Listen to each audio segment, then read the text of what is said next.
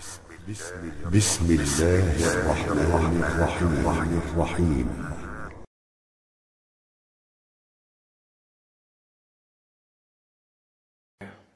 Ini kita akan bahas bagaimana cara yang paling bagus untuk mengundang musuh. Bukan mengarahkan supaya bisa mengundang musuh, bukan.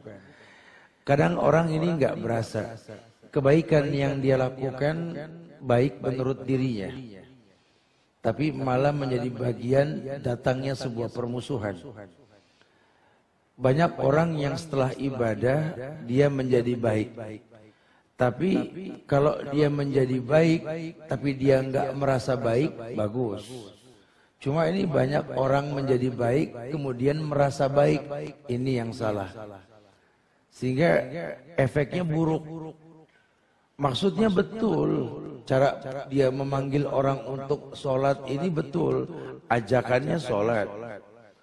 Cuma kan yang diajak siapa itu yang belum jelas. Makanya di pojokan negeri manapun azan nggak boleh bahasa daerah masing-masing, betul. Ini salah satu hikmah azan pakai bahasa Arab biar di Tibet. Allahu Akbar, Allahu Akbar. Orang nggak ada yang komplain dengar azan kecuali orang-orang kafir. Sampai Nabi ukur tempat yang ingin kau taklukkan kalau ada azan dikumandangkan itu biladul muslim, negeri Islam. Karena memang ajakannya seperti itu. Tapi kalau kita ngajak orang sholat dengan bahasa kita belum dibenarkan. Karena ukurannya yang Allah perintahkan Nabi contohkan. Banyak orang memaksakan sebuah kebaikan ke orang lain. Jujur ya, kalau boleh kita mencontoh Rasulullah Sallallahu Alaihi Wasallam, lihat cara penyampaian beliau berkait dengan dakwah Islam ke sebuah negeri yang kenal Allah. Mekah itu kan kenal Allah, cuma mereka nggak tahu cara beribadah kepada Allah. Dakwah Rasulullah Sallallahu Alaihi Wasallam 13 tahun di Mekah itu digenjot masalah akidah, belum ngomong hukum. Konsekuensi kalau ngomong akidah, bicara tauhid, pasti adat yang komplain dari zaman Rasul itu.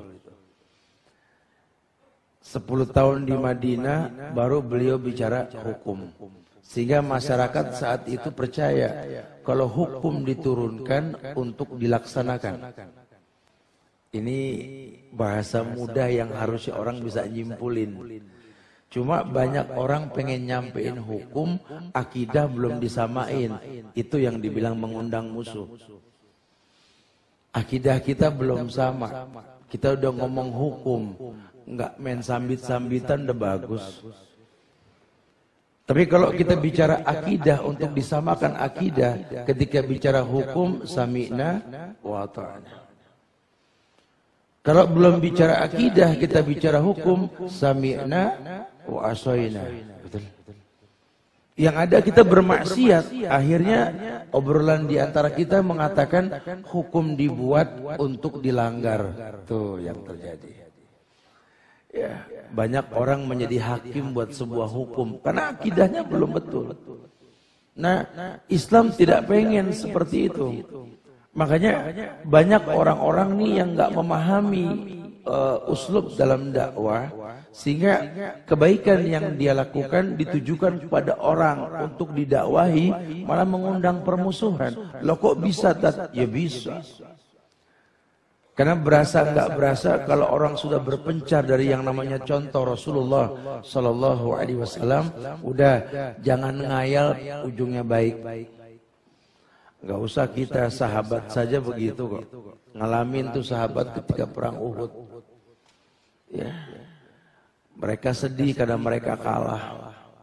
Allah bilang sama mereka, kalau kalian mengalami kesedihan, bukan cuma kalian yang sedih, orang dulu juga sedih. Siapa? Musuh-musuh ketika perang Badar. Lawong 900 lawan 300 dengan peralatan canggih dan lengkap bisa kalah dengan yang 300. Malu, mereka sedih. Kalian pun sedih. Tapi penyebab kesedihan kalian yang buat apa? Kalian tidak mengikuti sunnah Rasulullah sallallahu alaihi wasallam. Itu kan perang lain, Ustaz. Kalau ini kan dakwah. Dakwah kan bukan perang. Yang bilang sama siapa? Enggak bakal sama, beda forum sudah. Cuma bicara mengajak mengislamkan seseorang, walaupun ending di Islam diperintahkan perang, kita belum bicara perang. Tapi kan Rasul ajarkan, iya. Rasul inginkan kita untuk paham, karena ayatnya memang sudah ada.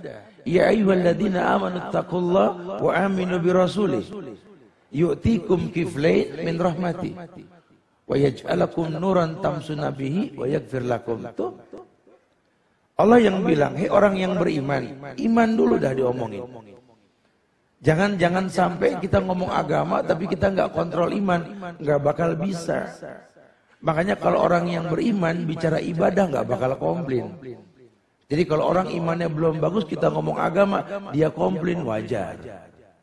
Nggak jadi heran, biasa.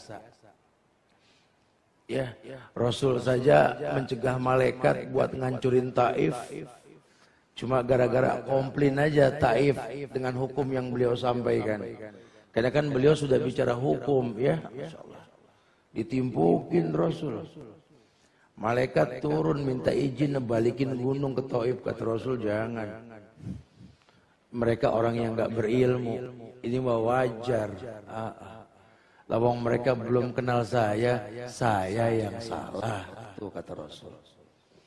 Kalau kita yang jadi Rasul mak terusin dah kan, gitu. Makanya Allah enggak salah pilih Muhammad bukan pilih ente, betul lah. Ini beda, kelasnya nggak sama. Ya, karena kalau sudah bicara iman, ini kita bicara sam'an wa ta'an. Mendengar dan patuh. Allah perintahkan, Nabi contohkan, dan memang contoh sahabat melakukan untuk mendatangkan hakul yakin. Melihat bagaimana cara sahabat beragama. Sebenarnya di Islam begitu. Allah perintahkan kita untuk puasa. Allah yang katakan kama kutiba 'alal ladzina min qablikum, betul? Supaya kamu jangan merasa dibebani. Allah bilang, lihat orang sebelum kalian puasa. Karena banyak orang ini ketika tahu hukum kayak beban. Mendingan dulu juga waktu belum tahu, kayaknya aman enggak puasa gitu ya. Sekarang pas sudah tahu, ya Allah, Ramadan mana 30 hari lagi gitu ya. Allah bilang supaya ente nggak berat sama yang namanya Ramadan, lihat orang dulu puasa, bukan di Ramadan. Ramadan zaman Rasul, cuma bicara puasanya. Kama kutiba 'alal ladzina min qablikum. Orang dulu puasa gak? Puasa. Nabi Musa tuh puasa tuh. Beliau kalau puasa 40 hari. Untung kita bukan umat dia, betul? 40 hari. 30 hari aja berat, apalagi 40 hari. Emang bersyukur jadi umat Muhammad. Masya Allah. Ya. Nabi Daud puasa gak? Puasa. Nah Daud entengan nih Tat. Sehari puasa, sehari enggak. Berarti 15 hari Tat. Gitu ya. Teorinya sebulan 15 hari. Prakteknya jengker kita, betul. Pikir enak juga jadi umat Muhammad ya. Masya Allah. Kita Ramadan cuma berat hari pertama, hari kedua. Kesononya enteng, betul. Kesononya enteng. Kenapa Ramadan enteng? Puasanya bareng-bareng, betul. Coba kalau sendiri-sendiri, jangan kata Ramadan, Syawal yang 6 hari aja berat, betul. Ayo jujur. Jangan mangguk-mangguk aja loh, udah belum Syawal tahuan. Makanya kalau niat yang betul, ya 6 hari enteng, niat mah udah Ustaz, demi Allah Ustaz, udah. Dari malam sudah niat Ustaz Syawal Ustaz. Ini kan setan, tiap jam 9.30 lewat dikit, lewat tuh langganan gitu ya. Ya Allah, kemarin kita tungguin gak lewat. Puasa lewat, emang betul-betul setan ngayap di luar Ramadan ini. Saya nggak mau keluar dah, pokoknya saya pengen di rumah aja, nggak bisa nih. Puasa saya kalau sampai batal nih, bagus. Habis sholat zuhur, ada yang ngetok pagar, tek, ya dia datang. Teman, palanya nongol segini, Waalaikumsalam. Ya Allah, gimana ya? Kelihatan sih pala doang kayaknya aman. Pas kita buka pagar, bawa es teler siang-siang. Waduh, ujian berikutnya ini. Kalau dia tutup nggak kelihatan mending, plastiknya bening. Alpukatnya kan kuning sama hijau tadi. Subhanallah. Betapa berat ujianmu ya Allah. Aneh baru hijrah tat. Ya, kajian Rabbanian juga baru berapa kali tat. Cuma saat teman anak datang tuh anak dipaksa jadi ulama tat. Maksudnya anak berijtihad. Ini teman datang tamu. Ihtiramud duyub kata Ustadz perlu wajib. Saya tanya datang mau apa, curhat masalah nih. Ya Allah, tamu wajib. Syawal sunnah. Tamu dulu dah tamu ya. Nggak puasa lagi saya. Tiap hari ada tamu lagi satu. Selamat tinggal Syawal. Ini berat loh. Godaannya berat. Ya, itu memang ujian. Tapi kalau buat orang yang tahu ketika di bulan Ramadan dia mengerti, makin kuat dia menahan haus dan lapar, makin betul janji Rasul yang mengatakan bahwa fariha idza aftara. Bahagia ketika menjelang berbuka. Tuh, kita makin sabar, nggak mau minum, nggak mau makan, tahan. Makin kuat godaan, makin tahan, makin bahagia menjelang buka. Itu cuma yang puasa yang tahu. Yang nggak puasa nggak ada yang tahu. Anak aja bingung, ngelihat emak bapaknya mesem ngeliatin gelas. Mak, Bu, apa jadi mesem berduaan ngeliatin gelas? Kamu nggak tahu permasalahannya, nak.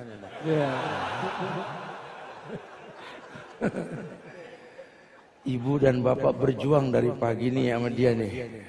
Walaupun kesannya cuma air putih, tapi lihat keringetnya tuh, lihat keringetnya tuh. Sampai seret gara-gara dia. Subhanallah. Wallahi ya akhi. Allah gembleng kita untuk menstabilkan iman. Karena nanti efeknya buruk. Kalau iman ini stabil, godaan itu cuma dianggap sebagai ujian. Karena dia tahu la yadurukum man dhalla idza tadaitum. Tidak ada yang membahayakan kalau sudah sifatnya takdir. Dia mengerti sekali Allah akan uji dia. Dia mengerti sekali bahwa ujian ini akan mendatangkan kedewasaan. Iman yang stabil ini akan membuat dia mengerti ternyata setiap ibadah itu mendewasakan diri seseorang yang beribadah. Sehingga ketika dia mungkin sudah pandai dalam baca Quran, dia sudah pandai dalam sholat, dia sudah pandai dalam berpuasa, dan setiap ibadah dia rasakan nikmat. Maka kalau bicara dakwah kepada masyarakat, visualisasinya yang dikedepankan. Lihat dong efek ibadah. Ternyata orang yang beribadah dengan cara yang betul enggak jadi orang yang frontal. Tidak menjadi orang yang menimbulkan mudarat. Tidak mengedepankan emosi.